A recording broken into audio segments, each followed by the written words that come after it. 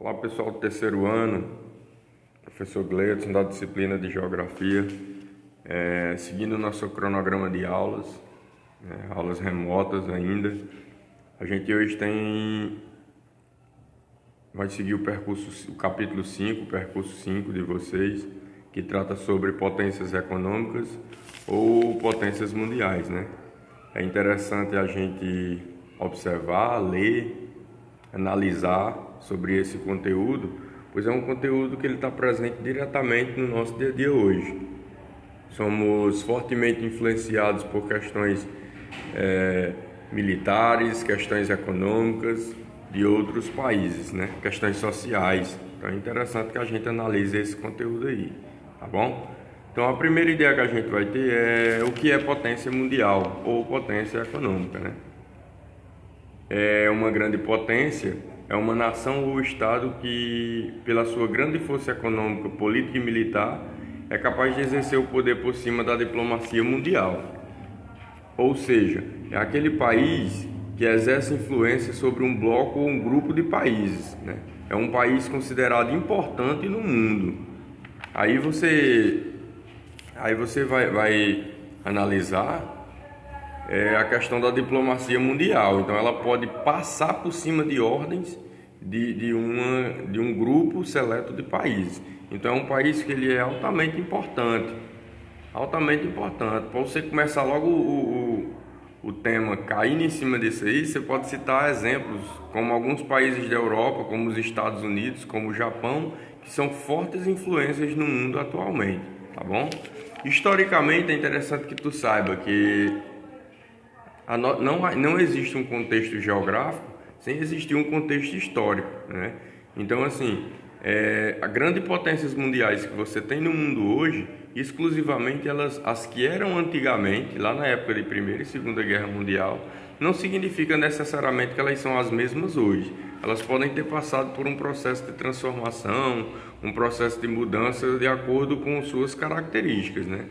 Por exemplo, você tem antes ou período de Segunda Guerra Mundial, você tem a extinta União Soviética como uma grande potência mundial. Hoje a Rússia, que é considerada basicamente o mesmo território, não é o mesmo poderio econômico e militar da União Soviética da época, tá bom?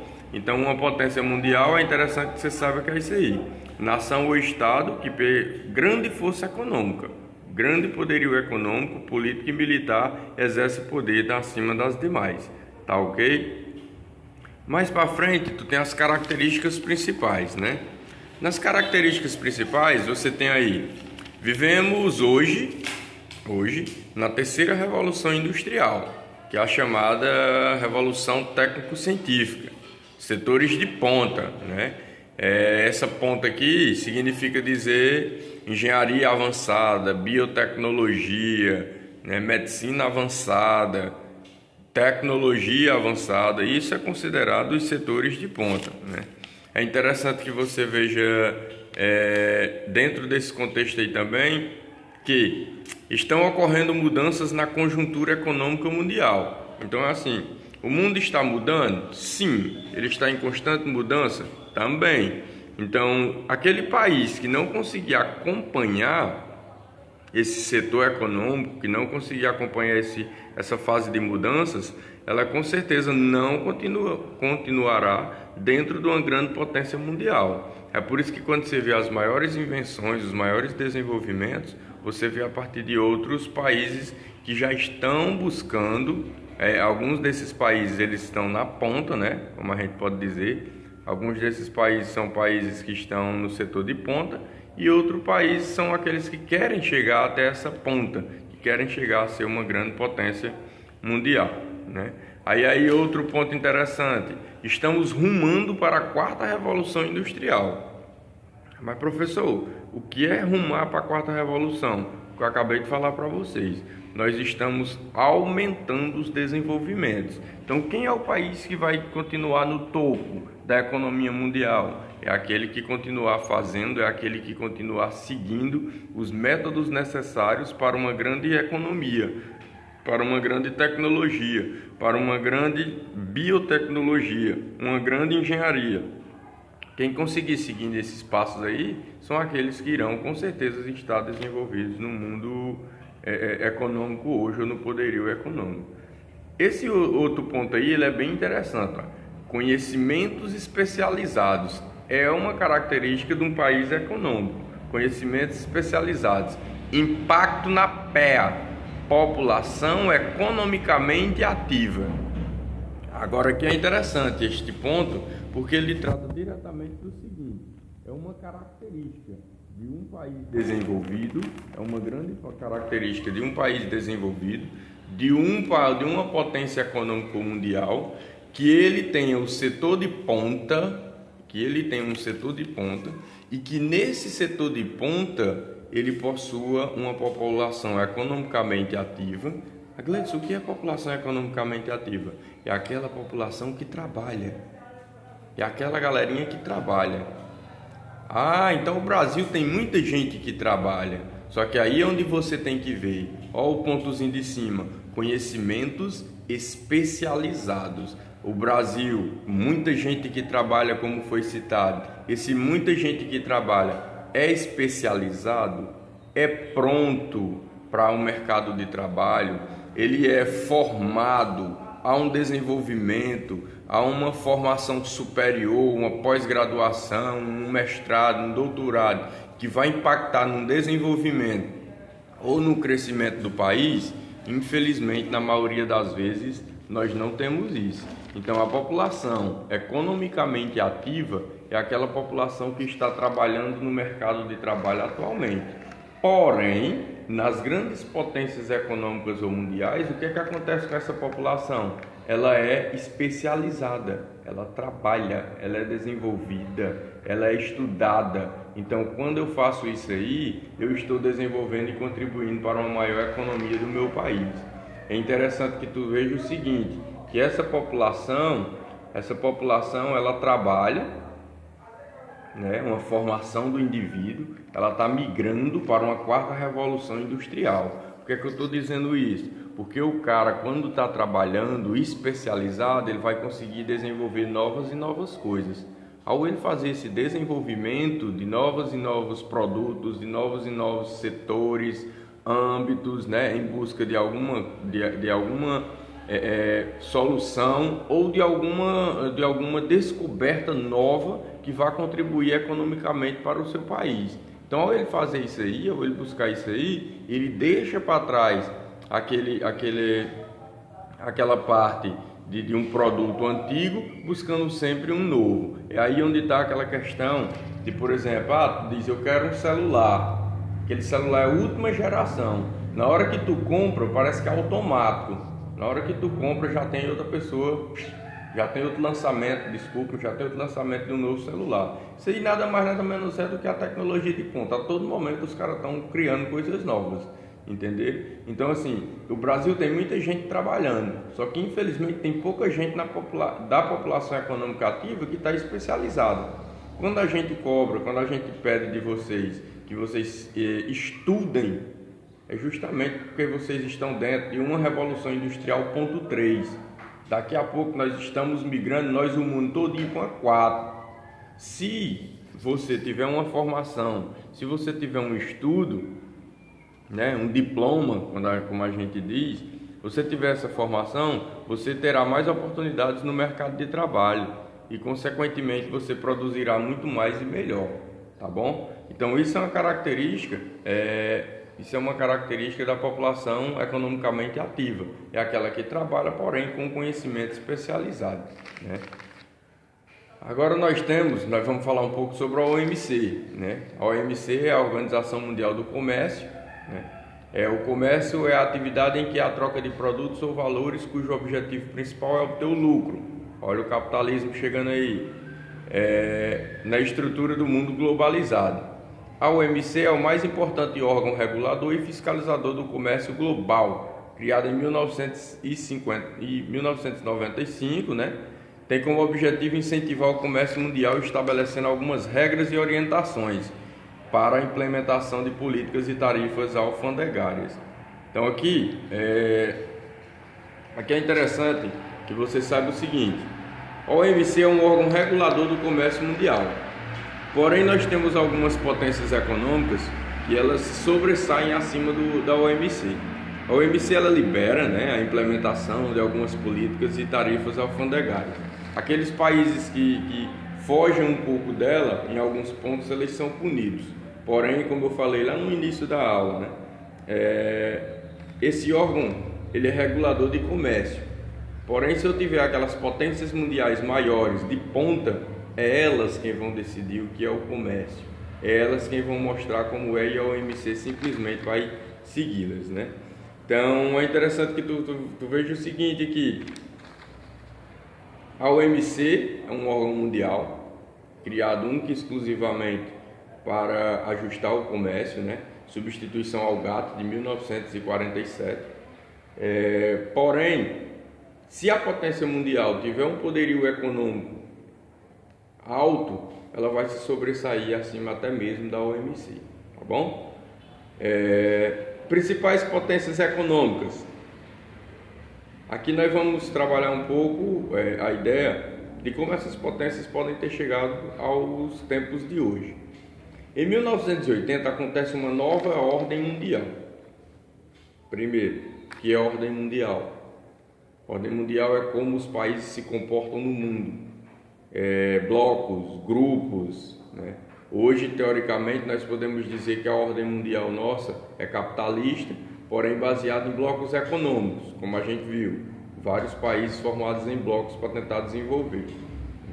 Antigamente, nessa época de 1980 até 1980, a ordem mundial que prevalecia era uma ordem bipolar. Quem era a ordem bipolar? Aqui tu tinha, de um lado, os Estados Unidos, defendendo o capitalismo, e do outro lado tu tinha a União Soviética, defendendo o socialismo, né? Em 1980, a União Soviética ela entra em falência. Né? Até 1980, bota na tua cabeça, até 1980 eu tinha capitalismo de um lado e socialismo do outro. Período da Guerra Fria, a gente já ouviu falar disso aí, né? Período pós-Segunda Guerra Mundial, na qual os países entraram no conflito do determinado e chamado Guerra Fria. Até 1980, tu tem a União Soviética entra em falência, em 1980, prosperando assim o capitalismo. E junto com o capitalismo, nós temos o desenvolvimento de países que têm o PIB muito alto, né? Tá aí o segundo ponto aí. Primeiro, consolidação de alguns países como potência econômica. 2, PIB alto. Então, o que é que vai levar em conta aqui? Consolidação desses países. Esses países que tinham o PIB alto, PIB, pessoal, Produto Interno Bruto, é tudo que é produzido no país em economia. É tudo que é produzido, que é vendido, que é exportado, né? E tudo isso aí é lucro para o país. Então, aqueles países que tinham o PIB alto, eles são consolidados como países de potências econômicas. Gleitz, por quê? Quem prevaleceu? Capitalismo. O que acontece no período do capitalismo? Qual o objetivo do capitalismo? Lucro. Então, o que eu vou fazer? Aqueles que têm um lucro maior serão considerados potências econômicas. E aí você elenca uma lista de países. Só que diante dessa situação, tu tem que ver o seguinte: poucos são desenvolvidos economicamente e socialmente. Então eu vou ter um grupo de países imensos com o PIB lá em cima, porém eu vou ter um problema imenso. A maioria desses que tem um PIB lá em cima não tem um desenvolvimento social adequado, ou seja, não tem um IDH adequado para a vida do país. Então eu tenho um PIB elevadíssimo e eu tenho uma vida social baixíssima. Hoje, Gleitz, isso aí está errado. Tá não, meus amiguinhos, é simples de resolver. Desigualdade social. Eu tenho países que investem diretamente no crescimento do povo do país, e eu tenho países que não ligam para nada disso. Aqui nós temos vários exemplos. A África do Sul é considerada hoje um país riquíssimo em recursos naturais, porém a sua população é considerada muito pobre, assim como grandes outros países da África, Nigéria, Egito. Você vem para o outro lado aqui da América, tu tem o Brasil, um PIB altíssimo brasileiro, Brasil considerado como a nona potência mundial ou econômica do mundo. Aonde nós vemos esse país unido junto dessa forma, né? Então esse é um dos pontos cruciais nisso aí. Existe o desenvolvimento econômico, existe a produção, né? Existe o crescimento da produção, porém não existe o desenvolvimento social, não existe o desenvolvimento da sociedade diante desse contexto, né? Então tu tem um domínio tecnológico, industrial e militar, é outra principal característica de uma potência econômica. Então, até 1980, tu só tinha capitalistas e socialistas, tu só tinha Estados Unidos e União Soviética como potência econômica. Só que a União Soviética ela entra em falência em 1980 e segue até, por exemplo, a queda do Muro de Berlim em 1989. Automaticamente acabando o socialismo no mundo. Ainda existem países no socialismo? Existem, mas o que prevalece hoje maior, né? Claro, não pecando, não falando desse país, mas o que prevalece hoje no mundo é o capitalismo, objetivando lucros. Nesse período, quem tinha um PIB mais alto subiu, porque o objetivo era lucrar. Porém, tinha que ver aqueles países que tinham um PIB alto, que eram desenvolvidos e que sua população também era desenvolvida. Aí o elenco eu corto um monte de países, né? Então, domínio tecnológico, industrial e militar é outra potência econômica desses países. Quem tinha um poderio tecnológico, industrial, militar, econômico e social, aí é considerado uma potência econômica. É por isso que tu tem restrito no mundo hoje. De quase 200 nações no mundo, né, 300 nações no mundo, tu só tem considerado mesmo 5 ou 6 altas que encaixam em todas essas características aí. Vou citá-las agora para vocês. Em primeiro lugar, tu tem os Estados Unidos, com um PIB de 21,3 trilhões e uma população economicamente social vivendo bem, né? China, 14,2 trilhões. Japão, 5,4 trilhões, 5,1 trilhões. Alemanha, 4 trilhões. Índia, 3 trilhões. Reino Unido, 2,8 trilhões. França, 2,7 trilhões. E Itália, 2 trilhões. Aí tu tem as 8 principais potências econômicas do mundo. Aí você só tem potência econômica. Quando eu for puxar para o lado econômico e social, eu vou tirar alguns países desse meio aí. Então hoje, tecnicamente, considerado como grande potência mundial, tu tem Estados Unidos, tu tem Japão, Alemanha, Reino Unido e França. Professor, mas a China está lá em cima. Professor, mas a Índia está lá em cima. Porém, em alguns traços, ele está economicamente bem, mas socialmente não tão bem. A China segue um padrão socialista. O cabeça do mundo hoje em potência econômica é os Estados Unidos, líder do capitalismo. Então ele dificilmente, já foi conversado com vocês em sala, né?